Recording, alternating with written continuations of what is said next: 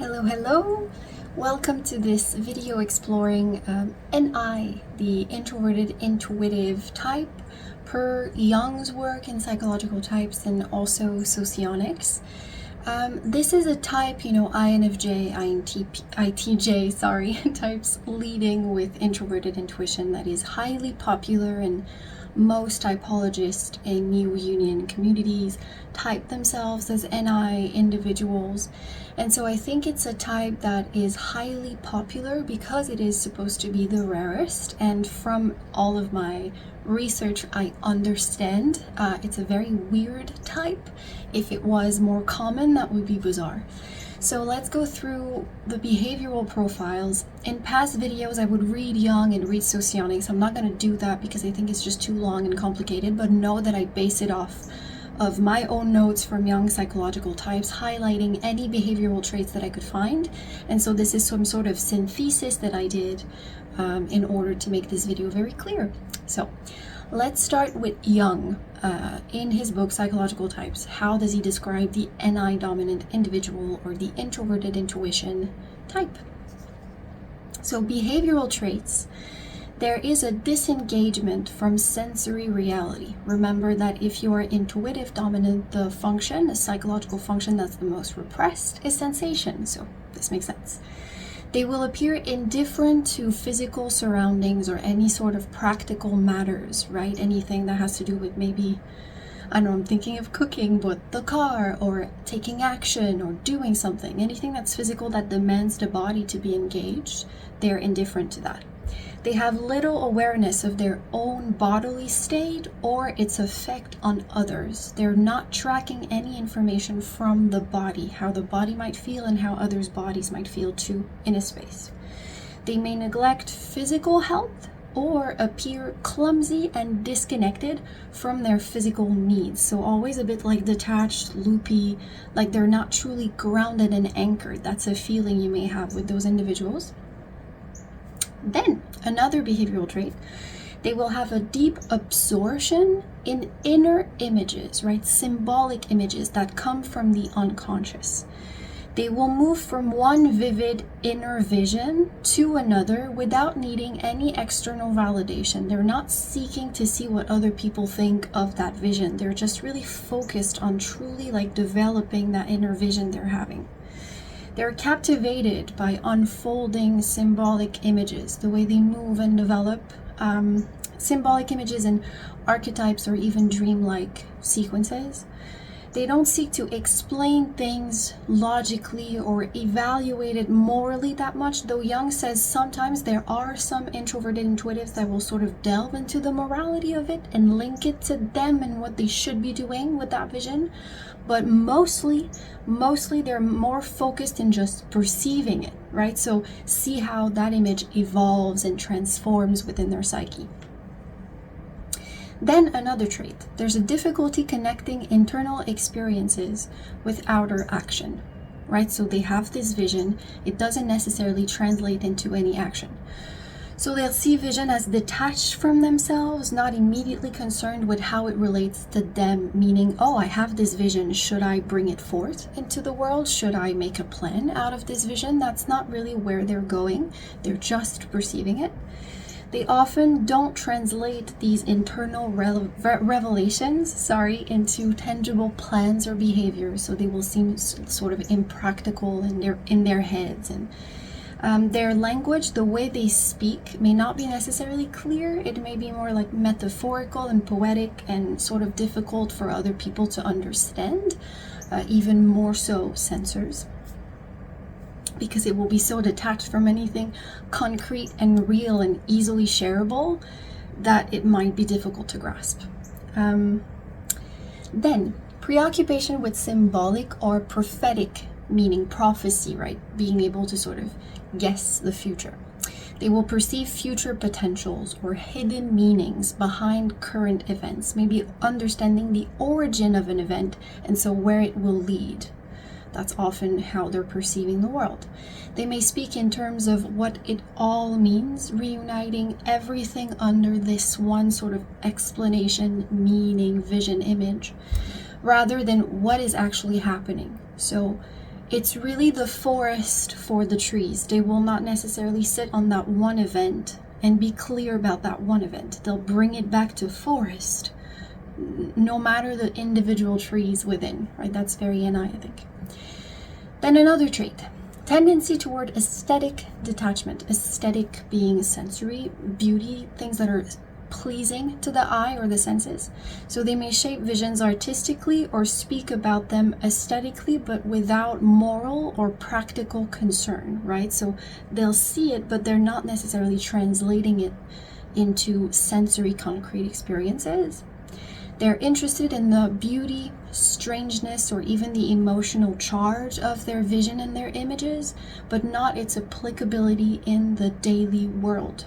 So they might not be that useful in a way, besides for their wisdom. I would really see them as like counselors or guides in a way. All right, another trait, inaccessibility and unintelligibility. They're hard to access, they're hard to understand. They will appear enigmatic, not of this world, or difficult to follow in conversation. We know why now. Their thoughts will not follow typical logic or shared reality, so it might seem very impractical because it's so detached from the ST sort of rules of logic of the concrete physical world, you know? And they're sort of the voice crying in the wilderness type of person. They have these intense insights, but they lack resonance with others because others don't understand them. And then final little behavioral trait, they're evasive or symbolic communication. Once again, their communication isn't very clear. So they're more likely to confess or proclaim a truth than argue or debate it or truly develop it. And remember, this is NI dominant, not NI somewhere used as an auxiliary. This is really the person that uses NI, that is the introverted intuitive type. Just want to be... and then they'll use subjective language with little need to convince others. That's not where they are, right? Again, they're not trying to make their vision fit into the world. They're just obsessed with developing it. All right, so now let's go more to these motivational patterns of NI dominant types. So they'll drive to grasp inner meaning and future potential, right? They seek the why beneath things or the archetypal pattern behind events. And they're interested in fate and in destiny or universal processes more than immediate practical outcomes. They have fascination with the evolution of images, right? So they're not content with any sort of static information. They want to watch that vision unfold, and they won't stop at the image. They want to follow its transformation over time.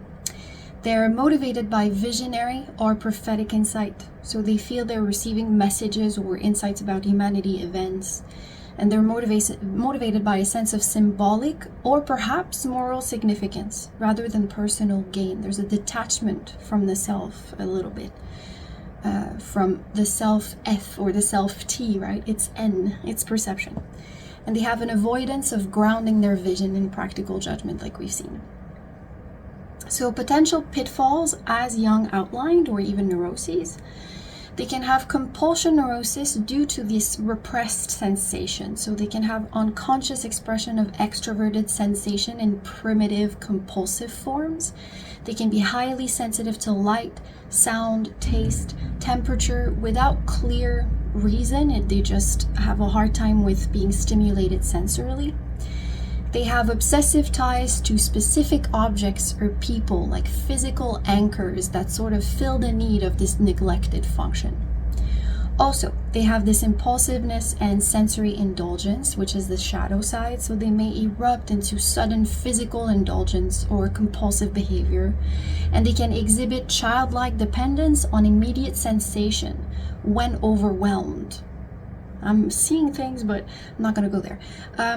Living symbolically, but not effectively, right? So they may craft like this symbolic, spiritualized identity, that's great, but they remain ineffectual in real life. They don't make anything happen. Their vision can lack pragmatic impact. They may be ignored or misunderstood socially, right? So in typing practice, the clues to watch for would be like their speech patterns. Is it symbolic, metaphorical, visionary, stream of images, like lacking clear argument structure? Lifestyle clues. Is there an apparent neglect of physical or social norms? Are they disinterested in trends or any sort of physical routine? The emotional tone. Are they detached, timeless, mystical, often not mirroring others' emotional engagement? Detached, right? And then behavioral rhythm. Are there periods of intense internal activity followed by withdrawal or physical confusion in the outer practical action-oriented world? So these are clues. All right, 10 minutes 30. That was Jung. I think we can see a clear picture here. There are for real things that I sort of relate with in this, but I would have a hard time placing myself as that type first and foremost, because I'm really practical in the world. I want to be engaged in everything. So anyway, maybe you can place yourself there too, but I would not believe from reading this that I'm an NI dominant type. Maybe auxiliary. Let's continue. Now we'll go to Socionics. And Socionics says that NI is sort of the relation between processes that happen in sequence. So it's about time, how time will move, time intervals between events, the duration of specific events, the sequence of events and processes, the rhythm in time, quickness, slowness. There's a sense of whether something is timely or hurry, a sense where current events are positioned in time relative to other events. So is it the right time to act, or should I wait and be patient? So when this aspect is in a leading position, the individual has strategic abilities and knows how to choose an optimal moment for a particular activity, right? They will plan their life for the future, and they'll have little time for the concept of living in the moment or making the best of the present. So Socionics sort of, there are alignments, right? Jung says that the consciousness of bodily existence fades. Socionics says there's a lack of direct attention to the world around oneself, so the same core idea. So anyway, without going too much, there's the theme of detachment from physical reality, right? That NI detaches from the sensory environment. There's preoccupation with inner images. Socionics translates the poetic language into more cognitive terms, but it's still inner images focused. There's a focus on unfolding over time. Again, a direct correlation. Socionics formalizes what Jung called prophetic by saying they're seeing time and knowing when to act and when to wait for that better time. It's very strategic. The lack of motivation for outer engagement is also present. There's a different tone, but it's the same idea. Difficulty connecting perception to action. There's matching insight here. So NI leads to planning, not really action, more planning. And transcendence and symbolism. So Socionics echoes Jung's metaphysical view. I think that Socionics, there's something a bit more engaged about NI, like they're planning, whereas Jung, they view NI more as like just wanting to see. There's a detachment from Jung that is not necessarily present in Socionics, where in Socionics the NI individual is planning their action. It's a bit different. So what Socionics add to Jung is time perception as the structuring lens of the individual. So Jung speaks of NI as moving through images or archetypes, whereas Socionics, Mino, shush. Sorry for my cat. Socionics reframes this as recognition of how events really. Oh, sorry, my cat is very annoying now. This is the culprit. She's very excited in the morning. Right, Milyosh? Yeah, so Socionic adds a real-world strategic layer, as I said, like optimal timing, sensing urgency or delay.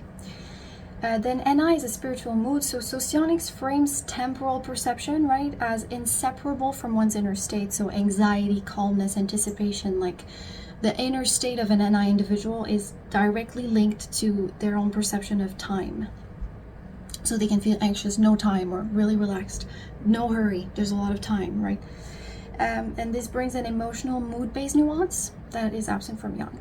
Then pragmatic foresight and planning. So Jung emphasizes archetypal foresight, right? But Socionics focuses on practical implication, like strategic ability, avoiding errors, planning.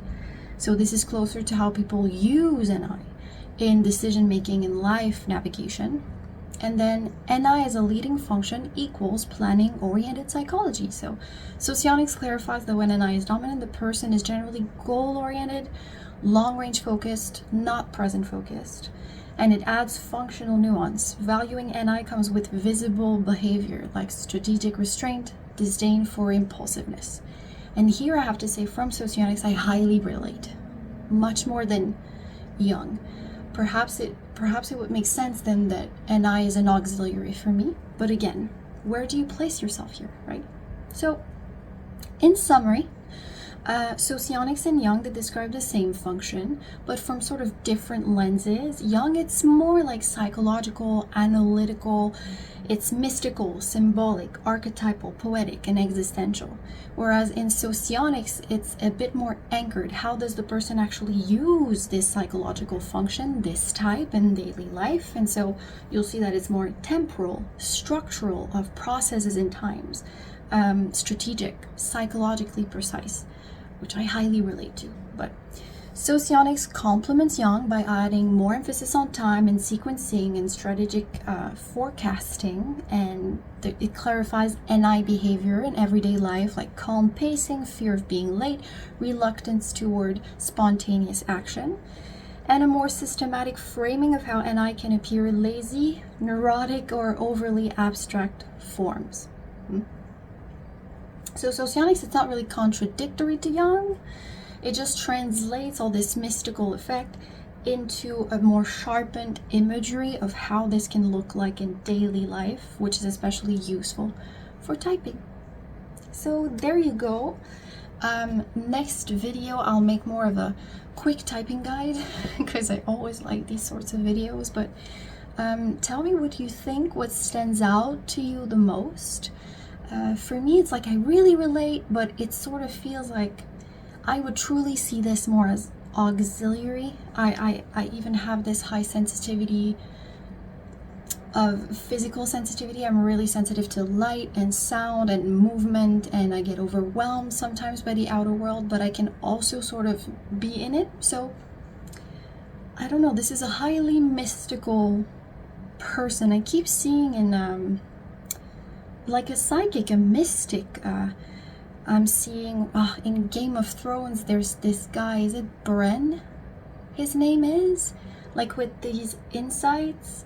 I'm seeing perhaps like Albus Dumbledore in Harry Potter, that always has like that end goal and that vision, but he's actually actively putting it into action. So it's a bit different. So what I can see is that Jung describes NI as much more passive, detached, inefficient than Socionics. And I don't know what you think about that, but it's a complicated, weird type, that's for sure. Anyway, thank you for watching, and see you next time for the NI dominant quick typing guide, and eventually for the NI archetype in general and what its role is in society. Thank you for watching. Have a great week.